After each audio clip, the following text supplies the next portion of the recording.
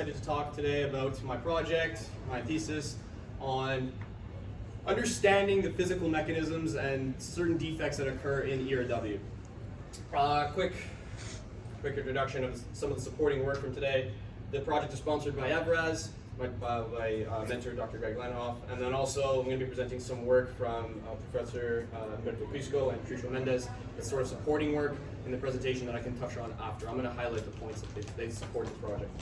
So today I'm going to start with setting some context about the position of the project in industry, why is it significant, what am I trying to solve. I'm going to then cover some fundamental concepts that are at the bedrock of the modeling that I've done and to help get some understanding for later in the presentation. So the general problem in ERW is that industry is seeking the enablement of ERW products for harsher service environments. These harsher service environments include hydrogen-related service, sour gas service, CO2 sequestration projects.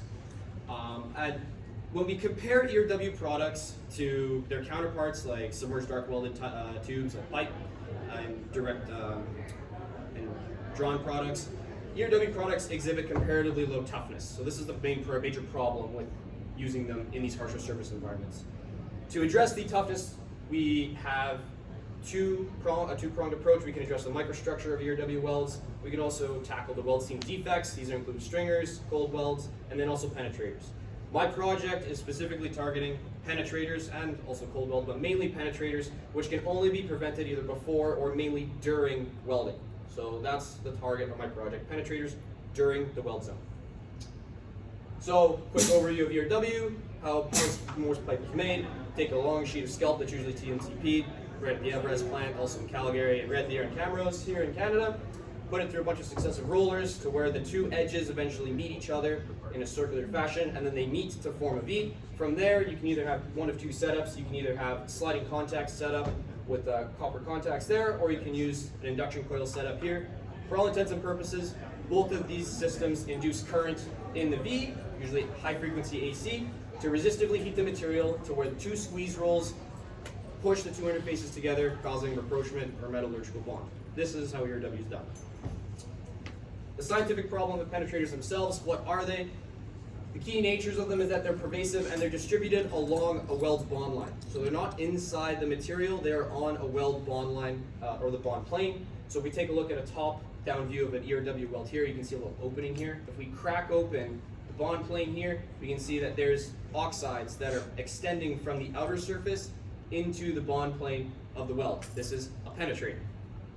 Penetrators are susceptible to the same microstructural effects as inclusions or internal notches. What does this mean is that they facilitate crack formation and crack propagation, which is a problem for toughness. Their orientation in tubular goods facilitates this through thickness crack propagation. So if a crack forms in an ERW weld, it's not going to want to go around the pipe, it's going to go straight through, which is very detrimental. And penetrator area fraction ratio on a fracture surface has been correlated to HIC or hydrogen-induced cracking, where an increasing amount of penetrators observed correlated to increasing susceptibility to hydrogen cracking. So penetrators are a key component, play a key role in how we transition to the hydrogen industry. What has industry done to address penetrators? There's two major approaches. One is some guys from JFE Steel in Japan have developed a full sort of seam inspection using UT phased array. So they've developed or assigned an acceptable UT signal for the weld seam that gives acceptable toughness, and they're just consistently measuring the weld seam and saying, okay, this UT signal is good, keep going. Two other competitors, POSCO and Nippon, have coupled closed loop control of the ERW weld, so closed loop power control, by coupling top-down view optical monitoring of the ERW weld with electrical data acquisition, so frequency and current analysis. But both of these are band-aid solutions. Industry lacks a physical understanding of why penetrators occur at certain welding conditions, because more often than not, they'll set the process parameters and then sometimes they'll just randomly happen for no reason that we can understand as of right now.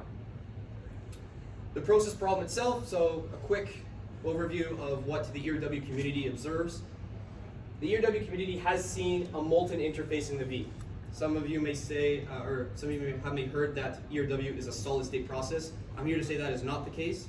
in order to get an okay weld, or a good weld, you need to have a little bit of a liquid film formed prior to the weld point. So here's some top-down view images here of a pipe moving left to right, and you can see industry arbitrarily defined low, optimum, and high heat input. In all these cases, there's a little bit of liquid metal being pushed out the top of the V. I'm going to touch on this later. The main point is that molten metal is present before welding and is displaced outside of the V prior to the weld point.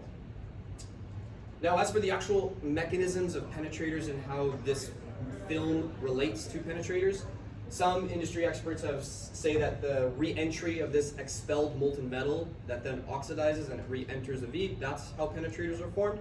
Some people say that there's a lack of squeeze pressure to eject those oxides during ERW. So there's two sort of conflicting opinions here, and these are the references.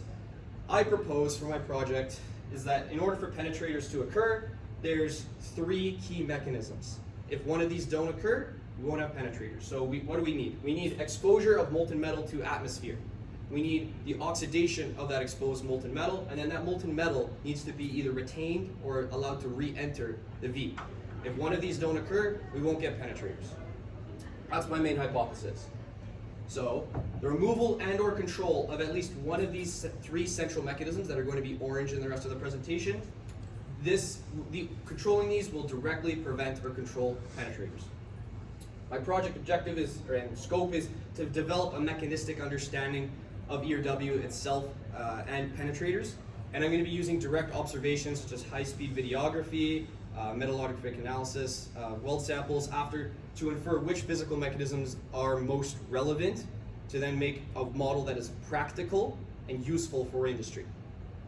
And some principles that I can touch on and discuss after with you guys is things that are included in these three is material chemistry, heat transfer effects, fluid mechanics and molten metal, plastic flow, thermodynamics. These are all things that are captured inside these three here. So that's the main point of what this slide is conveying. So high-level effects of process parameters, because we want to see, has industry already seen a connection between process parameters like heat input and speed and penetrators? They have. If you increase heat input, the industry has seen a lengthening and a widening of the actual pushing of the liquid film in the V, and industry has also seen an increase in average penetrator length, but the definition of penetrator length hasn't been rigorously defined. Also, if we increase that V angle, if we cause the two interfaces to approach each other at a faster rate or closer, that actually reduces the amount of penetrators, but this is a dimension that is not easily changed in an ERW setup because these plants are like a kilometer long, and changing those rolls, which are sometimes almost as big as half this room, is not easy. So changing the angle is not convenient for industry. But nevertheless, consistently, there's been a connection observed between the process parameters and penetrators. What connects these two? Well, those three mechanisms I was talking about earlier that I proposed. Metal has to be exposed, it's molten, it needs to oxidize, and that oxides need to be retained in the limit zone. If one of these three don't occur, you don't get penetrators. That's my hypothesis. But at the root of these, how do we understand these? How do we predict these right expressions for these three things? So in order for there to be molten metal, temperature needs to rise. We need to melt some amount of material. And then that V, how it changes with the molten metal behavior. We need to understand how that occurs because that low, optimum, and high heat input, those V geometries were not the same. And I'm going to touch on that. And then also, we'll see that the actual V geometry is related to the available squeeze pressure. Industry, most people think right now that you just set the squeeze rules and then you get that one pressure for the whole time you're welding. I'm here to say today that that's not the case. So two fundamental concepts here. Process regimes, dimensionless ratios. I'm not going to go into too rigorous detail here, but I want to give some insight into a practical use of comparing two physical mechanisms. So if we take the division of these two mechanisms or the ratios, we can gain insight into which ones are dominant in the process, and which ones are dominant. So in this case, we can define two characteristic parameters. One is the power depth. This is related to the skin effect in high-frequency AC circuits. This is just related to the concentration or how current concentrates on the outer surface of an AC conductor as a function of frequency and material properties. So this is one characteristic parameter we can use to characterize the ERW process. Another is this, what we're going to call delta T, or thermal depth. So this is just a representation of the thermal penetration, the penetration of conduction in the ERW process. So for example, in a MIG weld, if you MIG weld very slow, you're giving a lot of time for the heat to penetrate, so your thermal depth is going to be very large. So this is going to represent the amount of conduction in the process, where X here is distance in the V and U is travel speed. So I propose that we can use the ratio of these two to sort of gain insights into the process. And what would these look like? We'd look at a cross section of the weld point here. Again, the pipe would be traveling into the page here. If the power depth is larger than the thermal depth, by volume, the material is dominated by the electrical aspects of the process. If the thermal depth is larger than the power depth, then by volume, the material is dominated by conduction in the process. And yeah, here's what the ratio will look like. So we can use this delta star parameter, this ratio here, in equations to see which ones are most dominant. And for the ejection of the molten metal, again, I mentioned earlier that there's this liquid film that's being pushed out the top and bottom here. We know that this is related to Lorentz forces. What are Lorentz forces? We have current traveling in the V here, both flipping directions because it's alternating current. If we look at a cross-section plane here in ERW, this is the basic schematic of what's happening.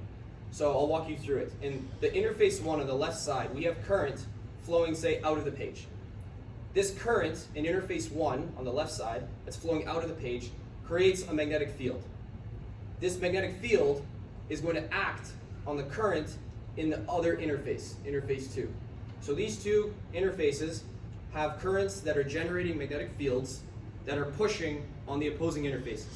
Together, these result in Lorentz forces that are pushing on the liquid film, and that is what's causing the ejection out the top and bottom.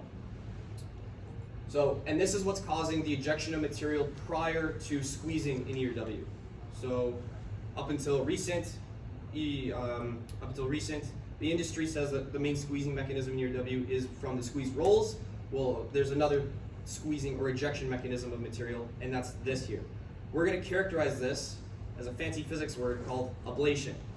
Ablation is, we're going to define it as the removal of mass or material that reaches a critical temperature, in this case, melting.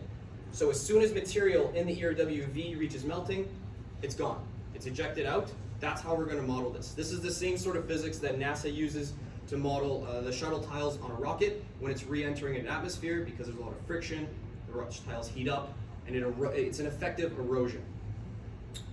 So we're going to couple all these together to get some modeling and insight into the process. So here's a schematic of ERW where the pipe is moving into the page. If the pipe is moving into the page, our coordinate system is going to be moving out of the page here. Now I'm going to be showing some equations here. My goal is not to give a rigorous definition or derivation of math. My goal is to show you what I'm considering and what I'm neglecting in the process, so you can see the value behind these equations. So here's the main equation we're going to be using here. What this says is we're regarding conduction in the process, we're regarding advection, which is heat transfer by the actual movement of material in the process, and then we're also regarding heat generation. So this is the term here to account for the resistive heating in the process, because we're using current to resistively heat. If we just look at this plane here, if we just take this plane and rotate it, this is what essentially I'm modeling here, where X is in the direction of travel here and Y is in the direction of depth. So you do the fancy math that I've done and you get this lengthy equation. This equation just tells you, as a function of position in space in the pipe, what is your temperature increase from the coils or your sliding contacts. But if you notice, what shows up a lot in the equation is our previous definition for power depth and thermal depth. It shows up right there. So another thing we can use to simplify this equation is we're only really interested for now on the weld interface, because we're interested in how that V is melting and how that the melt is being ejected.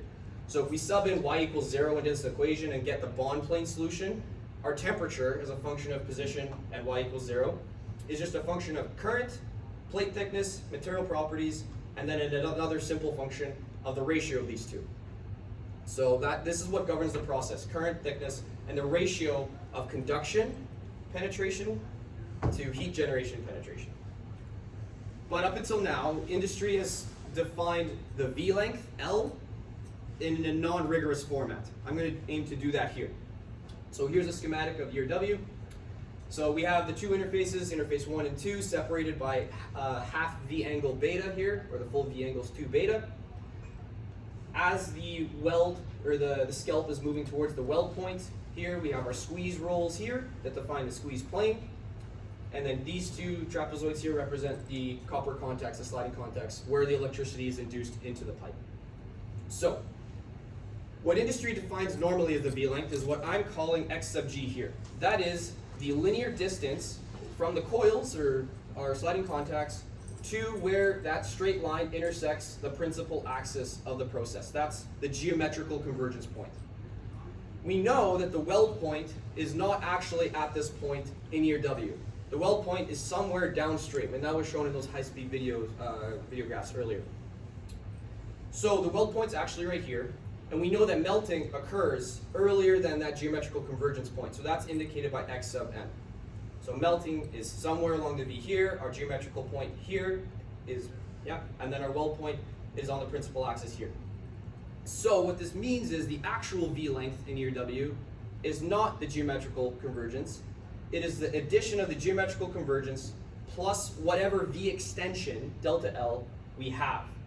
And this delta L you're going to see in a few slides is actually a function of process parameters. So as we change the knobs in ERW, we are changing the location of the weld point. And if we change the location of the weld point, you actually change this distance to the squeeze plane, which turns out is proportional to the actual squeeze pressure in the process. So changing the heat input also changes your available squeeze pressure. So the V-length extension model, how do we calculate that delta L? Because I'm interested in relating that delta L with process parameters. I'm going to set some frequency, some current, some speed. What's going to be my delta L, my V extension? Turns out it's a system of 3 equations. So here's our setup with the scalp moving left to right. And again, we got our principal half axis here with the geometrical convergence point being here if no melting were to occur. Our temperature field equation, that super long one I was showing, will tell us at what point we melt at. From here, the V starts to erode away. It starts to ablate. This is where the work from Professor Prisco and my advising professor, Patricio Mendez, have developed a set of equations to capture the effects of ablation, and I've inserted those into the model here to capture this deviation here. That's this red curve. So when this red curve here intersects the principal axis, that's going to tell us our delta L, which is the distance between the weld point and the geometrical convergence point right here. So this is how we can calculate the net V length. So how do I wanted to validate this model because this model has a lot of intensive math in it. Turns out what I've been able to find is there's only 2 reported literatures. One is from 1980 where they actually reported the V extension measurements for different process trials, and then another publication from Thermotool where the trials that were conducted were aimed at specifically developing 0 V extension. So I can use only these 2 data sets to validate my model, and let's see how it turns out. If we plot experimental V extension on the x-axis and predicted V extension, that delta L on the y, any points that line up on the diagonal, say the model's good. So there's a systematic correlation between my model and actual data here, and this is a pretty good correlation. One thing I want to highlight though is the model assumptions that I'm using in these equations, which for now, I'm assuming constant thermophysical properties. I'm neglecting the effect of Curie temperature and other physical effects that some people would be able to include in a numerical simulation. I'm neglecting those effects for now, and we're able to achieve this accuracy with this model, which is quite significant. And what this means is this model can predict not only weld zone temperature, but also physical behavior. I can tell you where the weld point's going to be in relation to the coils. And just to recap of the significance of the model, why are we doing this? Why do we want to calculate this melting onset and this delta L, and why does it relate to penetrators? The answer is systematic process characterization here. Some intermediate calculations I can perform is a comparison of a characteristic time with the distance between the melting point and that x sub g. That will give us insight into the stability of the weld process's location. I can tell you how much the weld point is going to move.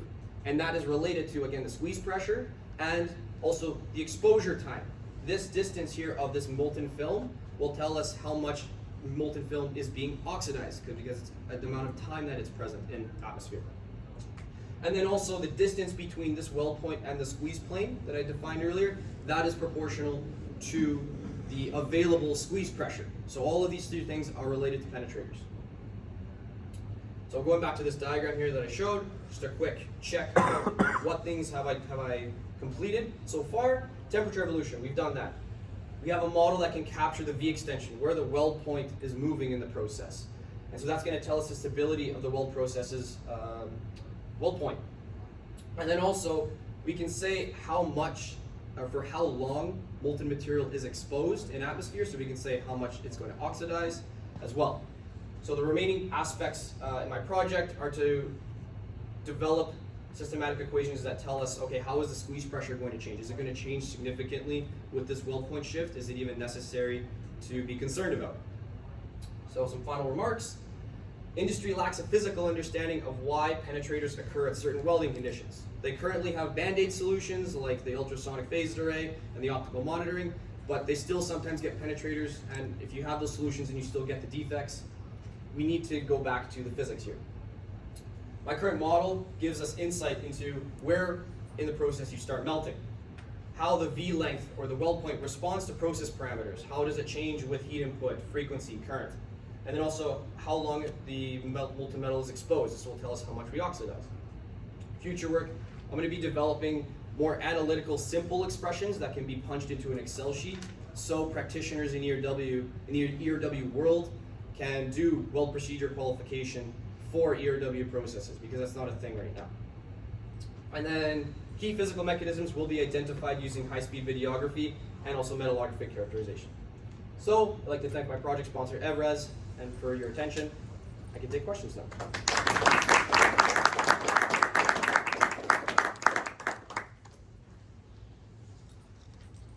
Yes.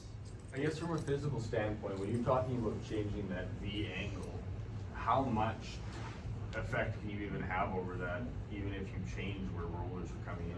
So in ERW, generally practitioners, the maximum they can change the V angle is 3.5-ish to 7, maybe 8 degrees.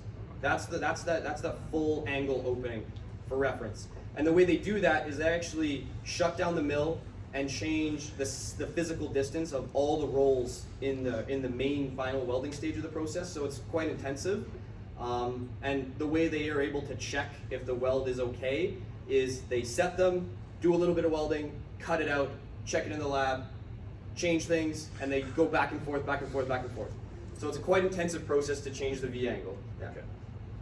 Thank you. Some manufacturers, they optimize the welding parameters. Yeah. But when we go to the manufacturing line, we see that for a very long lines of a pipe during the manufacturing, we see that 1 meter lack of penetrations. Why? Lack of penetrations or penetrators? Lack of penetrations. Penetrations. So that would be related to here, I'm assuming. You're talking about this sort of open slit here that occurs sometimes. Yeah, so this goes back to these right here, these principles here. And so I have to be careful with what I say, but one thing that I would be related, I think is related to what you're talking about, is this point right here. Because the weld interfaces sometimes are not parallel, and sometimes they have their own defects during the preliminary prep stages, and so those can be related to, potentially, to creating those slits. Also, we go over here, and this is another thing that my model can predict. We go back to this schematic here. If this weld point somehow shifts past this squeeze plane, there's no longer any squeezing happening. So you're not going to get a weld. If this weld, because this weld point during a process, sometimes it moves periodically. So sometimes this weld point, if it zips down past the squeeze plane, you get a sort of opening effect. Sometimes in ERW, this is called breathing, a breathing defect. Yeah. I'll ask another. Is it possible, through anything that you've seen, to remove the oxidation to perfect from being a possibility whatsoever? Like, could you not take some pretty extreme steps and just remove the... Yeah, so in 2014, researchers from Nippon Steel, they actually presented that in, I think, a conference in Calgary. I forget, I think it was a pipeline conference, where they used a laminar plasma jet projected into the V to do the same thing with like an arc protect, that protects a weld pool. Yeah. While they were successful, they deemed that the continuous operating cost of that protection... Just pumping continuous expensive gas. Exactly, and the main issue is that the difference with like an arc weld pool is that you know that if that's not there to protect it, shielding gas isn't there to protect it, it's going to oxidize. Whereas in this case, sometimes the penetrators happen, sometimes they don't. So you're going to have this continuous operating cost for, you don't know when you're going to need it. Right? Okay.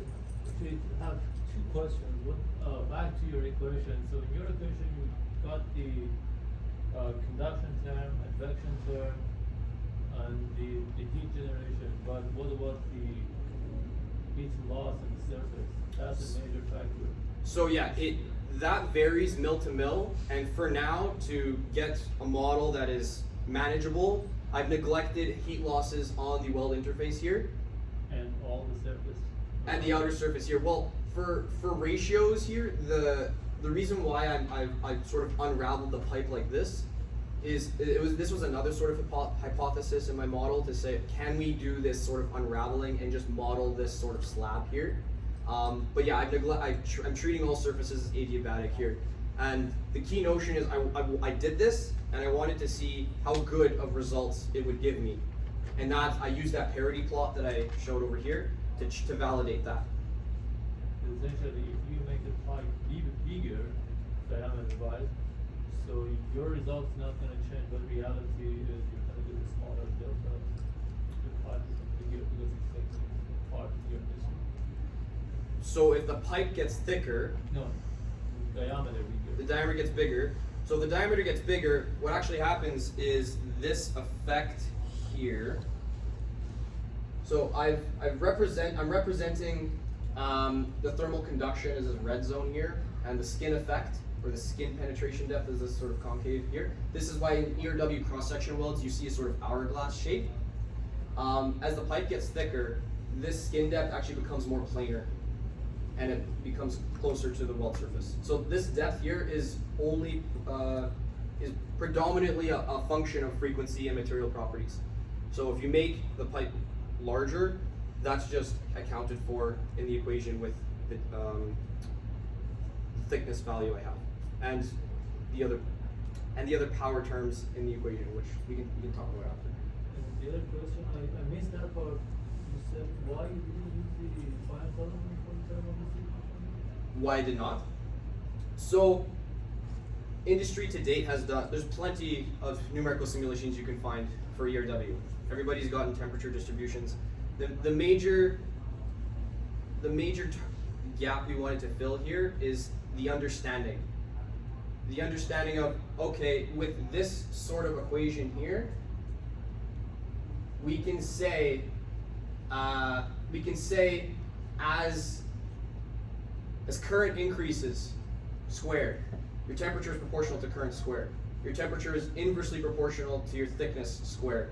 Your temperature is proportional to a function of the relationship of these two variables. And these two equations here, you can easily punch into Excel, or you can look at them and you can gain insights. Okay, the ratio of these two, this means that temperature is proportional to frequency. With this, you gain more insight into developing process maps for the process, rather than just simulating one set of welding conditions, or a few sets, and then going to the mill with those. But the I I is not part of your equation, it's just part of It's- Q naught. It's right? packed into Q naught triple prime here, yeah. Then Q naught is the input here or final element, regardless which method you use, right? Not necessarily. So here, Q naught represents the heating flux rate on the bond plane in the mathematical derivation. If you unpack that term using Q equals I squared R and the heat flux and the actual equation for skin depth, this term here, this fraction, is equivalent to this fraction here. So you can use the same equation as a boundary equation. Final element, right? But how do you measure this Q naught triple prime? How do you validate it? Exactly this equation. I is Q naught, give a function of I. But you define I as turns the Q naught, and Q naught is the slots on the surface. So, yes, but in this case, like I'm not sure. I'm not understanding what you're getting at. Well, so I'm trying to understand what is the point of solving the equation, not using the final element to beat the general distribution. Well, because if you do a numerical simulation, you'll only get the answer for those one input set that you gave it. You're not going to be able to. You can do a bunch of simulations and then interpolate, but you can't extrapolate your results. Right? So that's the whole idea of this, is that we can get process maps that will say, okay, I haven't explored this frequency range before. Let me see what these equations say, and then I can justify this to try it at the mill. Yeah. A quick question. Do you have any fitting parameter in your equation, in your model? Nope, no fitting parameters. So how you calibrated your model? You compare your model with other models, right? And you're happy that it's in line with that, right? This one. Is that your proof that the model is good? So the way this works is these two data sets. So the colored variables, the colored points here are from the first data set, and the circular points here are from the second data set. This is a plot of experimentally measured values versus what my model predicts. Oh, these are experimental. These two papers were experimentally measured values. Well, this first one was experimental measurements, and this one, Scott, 1996, his trials were specifically targeted. If you read into what he was doing, his trials should have produced 0 V extensions, and that's what is validated here. All of his trials are located at near 0,0. And the error here can be attributed to the fact that I'm, for now, assuming constant thermal-physical properties, neglecting Curie temperature effects, that sort of thing. I had a quick question as well. First of all, fantastic presentation, so good for you for staying up at night and doing the extra work. Just a quick question about the molten material removal that you had, and you termed that as an ablation effect. And from a welding standpoint, when we talk about ablation effects, we're usually looking at vaporization of material, not the molten removal of material. So why not just call it an erosion event and simplify the terminology? Well, in a broader scope, at least the literature survey that I looked at, ablation is a term not just used in welding, it's also used in other things like glacier movement, glacier melting, and also, like I mentioned, NASA rocket reentries. But you're looking at welding here. Yes, but the physics, the modeling that we're doing is the same. The equations are the same. The physics is the same. We're just doing a different application. At the end of the day, it's removal of mass at a specific temperature. So in keyhole welding, you're removing mass at the it's vaporized, right? Yes. So the equation here would be actually, that's used here. I didn't present them because they're a part of a secondary or another paper that's being written right now. It's the same equations that you would use. Sorry, just you can educate me on this. So after welding,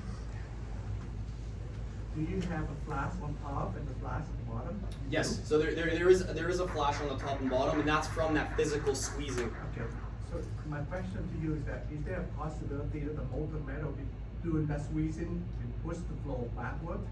So that is a possibility. Some people have, and that is right here. Let's see if I have it.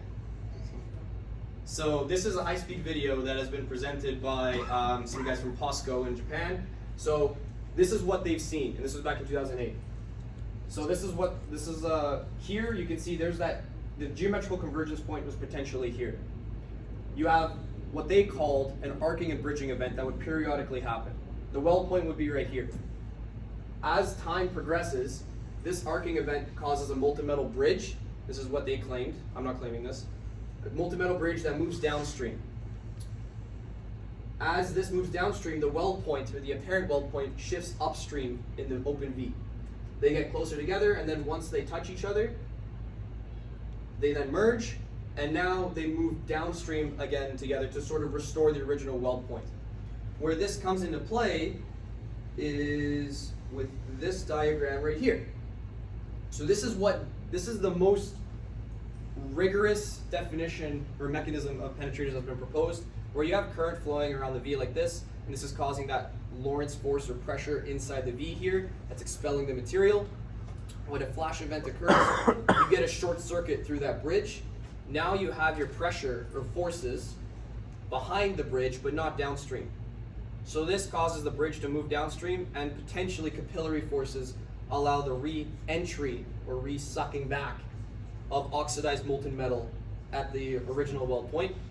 Then the two merge, and they proposed that if another flash event occurs before the two complete their sweep, then the new those oxides that were sucked back are now stuck because of the short circuit here.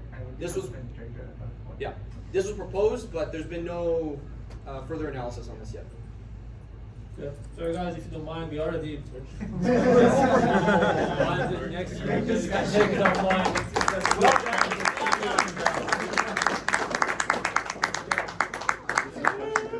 Sorry. Thank you very much. Thank you. So,